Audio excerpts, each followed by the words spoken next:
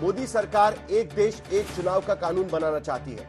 इससे जुड़ा विधेयक लोकसभा में पेश किया गया, लेकिन विपक्ष की जोरदार असहमति के बाद वोटिंग कराकर विधेयक को दोनों सदनों की संयुक्त संसदीय समिति यानी ज्वाइंट पार्लियामेंट्री कमेटी में चर्चा के लिए भेज दिया गया। विपक्ष की ओर से ऐतराज है कि एक देश एक कानून लोकतंत्र संघीय ढांचे के खिलाफ है और देश को तानाशाही की ओर ले जाने की एक साजिश या कोशिश मानी जा रही है। जबकि बीजेपी का कहना है कि संविधान में चुनाव के प्रावधानों के तहत ही 1967 तक देश में एक साथ चुनाव होते रहे थे और ऐसा फिर से होना चाहिए, लेकिन विपक्षी दल इसका पुरजोर विरोध कर रहे हैं। समाजवादी पार्टी ने तो इसे मुस्लिम विरोधी भी करार बता दिया है। तो अब इस विधेयक पर जेपीसी में चर्चा होगी। इसकी सिफारिशों पर फिर से विधेयक में शामिल करके बिल को पेश किया जा सकता है, लेकिन यह कब होगा यह कहना फिलहाल मुश्किल है, क्योंकि वक्फ बिल को भी सरकार ने जेपीसी में भेजा था।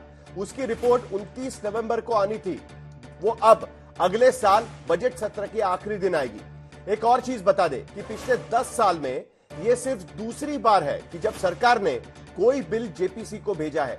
हालांकि जेपीसी में भी बीजेपी के ही सदस्य ज्यादा होंगे, फिर भी अब देखना होगा कि एक देश एक चुनाव पर रिपोर्ट कब आती है। और ऐसे में हम विपक्ष के उन सवालों पर भी चर्चा करेंगे कि क्या देश में एक देश एक चुनाव कानून संविधान, लोकतंत्र और संघीय ढांचे के खिलाफ है।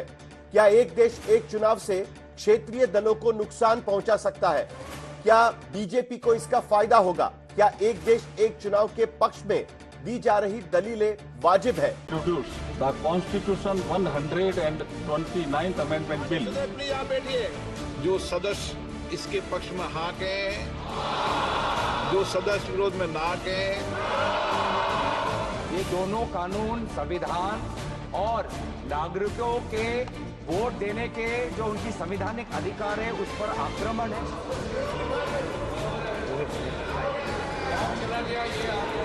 अगर मंत्री जी कहते हैं कि इसको जेपीसी को सौंपने के लिए वो तैयार है, तो जेपीसी में सारी चर्चा होगी। चुनाव की तस्वीर और लोकतंत्र की तकदीर बदलने के दावे के साथ हुकूमत नए कानून लेकर आई। एक देश में एक ही बार में सारे चुनाव करा दिए जाएं। ऐसा कानून बनाने के लिए मोदी सरकार ने लोकसभा में विधेयक पेश किया, तो पेशी के वक्त ही विधेयक को लेकर विपक्ष की ओर से जबरदस्त विरोध शुरू हो गया। लिहाजा बीच का रास्ता तलाशा गया। विधेयक संसद की संयुक्त समिति में चर्चा के लिए भेज दिया गया, क्योंकि सदन में विपक्ष की तादाद और आवाज दोनों बुलंद थी। इसका हम पुरजोर विरोध करते हैं। I oppose the 129th Constitution Amendment Bill. इस बिल का पुरजोर विरोध करता हूँ। This bill will finish off regional parties. This is inconsistent. It cannot be accepted. One nation one election को लेकर विपक्षी दलों की शिकायत है कि इससे क्षेत्रीय दलों के वजूद पर संकट पैदा हो जाएगा। संघीय ढांचे की भावना कमजोर होगी, मतदाता की सरकार चुनने के अधिकार का हनन होगा, विधानसभाओं में मिले जनादेश का अपमान होगा, क्योंकि तब 5 साल के लिए चुनी गई सरकारों के कार्यकाल के साथ समझौता किया जाएगा। हालांकि बीजेपी दलील दे रही है कि देश में 1967 तक लोकसभा और विधानसभाओं के चुनाव साथ होते थे, लेकिन उसके बाद सरकारें गिरने और चुनाव को वक्त से पहले करा देने के बाद ये सिलसिला बिगड़ा है। देश जब आज़ादी मिली तो वन नेशन वन इलेक्शन से ही शुरू किया। पंडित जवाहरलाल नेहरू जी इतने लंबे समय तक प्रधानमंत्री रहे, वो वन नेशन वन इलेक्शन ही था। तो क्या कांग्रेस कहना चाहता है कि Nehru ji unconstitutional prime minister था? स्वीडन से लेकर जर्मनी तक और अफ्रीका से लेकर इंडोनेशिया, फिलीपींस और जापान तक 7 देशों में भ्रमण और 191 दिनों के मंथन के बाद पूर्व राष्ट्रपति रामनाथ कोविंद की रिपोर्ट की सिफारिशों पर तैयार किए गए विधेयकों में जो बड़ी बातें हैं, उसमें पहला तो ये कि एक देश एक चुनाव के लिए सरकार को कानूनी रूप से वैध पूरा तंत्र स्थापित करना होगा। पहले चरण में लोकसभा और विधानसभाओं के चुनाव एक साथ कराए जाएंगे। चुनाव नतीजों के 100 दिनों के अंदर पंचायतों और शहरी स्थानीय निकायों के चुनाव कराए जाएंगे। पहली बार लोकसभा और विधानसभाओं का चुनाव साथ कराने के लिए राष्ट्रपति को एक तय तारीख अनुसूचित करनी होगी।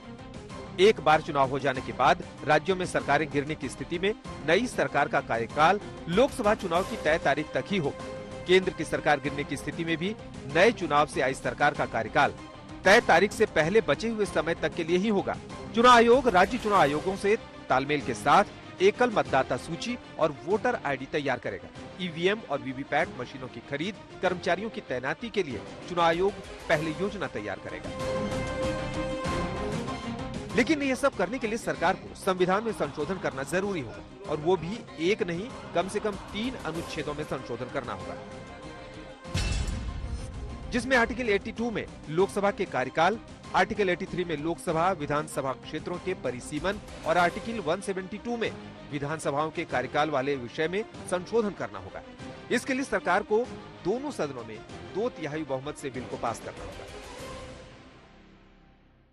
I beg to move for leave to introduce.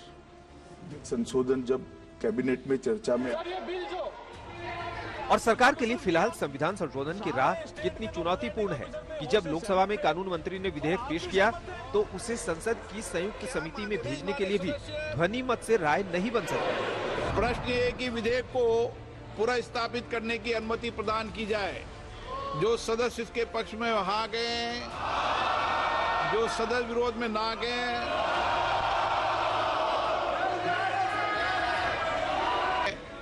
विधेयक को जेपीसी में भेजने के लिए भी स्पीकर को वोटिंग करानी पड़ी और मशीन से वोटिंग में बटन नहीं दबने की शिकायत पर फिर पर्ची से भी वोटिंग करानी पड़ी। सदस्य अपने मत में परिवर्तन करना चाहते हैं तो वे पर्ची के माध्यम से मतदान की मांग कर सकते हैं। वोटिंग के जो नतीजे आए वो हाँ के पक्ष में 269 और ना के पक्ष में 198 थे। वोटिंग के दौरान मौजूद 467 सांसदों में संविधान संशोधन के लिए जरूरी 2/3 वोट का हिसाब लगाए तो 308 सांसद होते हैं, जो कि आज सरकार के पास मौजूद नहीं दिखे। तो 461 वोट्स पोल हुआ है, इसमें 307 आना चाहिए था 2/3 के लिए, वो भी नहीं आया, 263 आया और अपोजिशन का 198 एमपीस का आया, 198 का। और आज एक बहुत क्लियर है, आज ही ये बिल पास करने के लिए कोशिश करती है सरकार। आज 2/3 नहीं मिलती थी, हार जाती थी सरकार। संसद में संख्या बल कम हो या विधेयकों पर विस्तार से चर्चा की मंशा, लेकिन सरकार ने फिलहाल विधेयक को संसद की संयुक्त समिति में भेजने का प्रस्ताव पारित करा लिया। निश्चित रूप से जेपीसी के गठन का प्रस्ताव करूंगा। जेपीसी में सारी चर्चा होगी। ये 1 नेशन 1 इलेक्शन देश के लिए है, ये देश के हित में है, देश के विकसित भारत बनाने के लिए है। दान में जेपीसी में विधेयक पर चर्चा के बाद भी अगर विपक्षी दलों की सिफारिशों को विधेयक में शामिल नहीं किया जाता है तो संसद में इसे पारित कराना आसान नहीं होगा, क्योंकि लोकसभा में 2/3 बहुमत के लिए 360 सांसदों का समर्थन चाहिए होगा। एनडीए के पास फिलहाल 271 सांसदों का समर्थन है। ऐसे में अगर 100 सांसद भी बिल पारित होते समय गैर हाजिर हो जाए तो बीजेपी को 2/3 बहुमत के लिए 294 सांसद चाहिए होंगे, जो बिना अन्य दलों के समर्थन के संभव नहीं होगा। उधर राज्यसभा में एनडीए के पास 113 सांसद है, इसमें 6 नामित और 2 निर्दलीय मिलाकर 121 होते हैं, जबकि 231 की स्ट्रेंथ वाली राज्यसभा में 2/3 बहुमत के लिए 153 सांसदों की जरूरत है। यानी राज्यसभा में भी कम से कम 50 सांसदों की गैर हाजिरी की सूरत में ही बिल पारित होना मुमकिन है।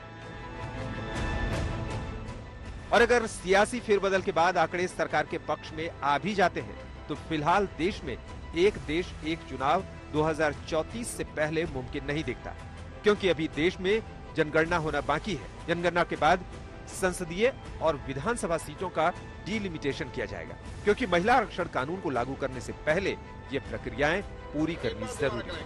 हिमांशु मिश्रा, दिल्ली, आज तक।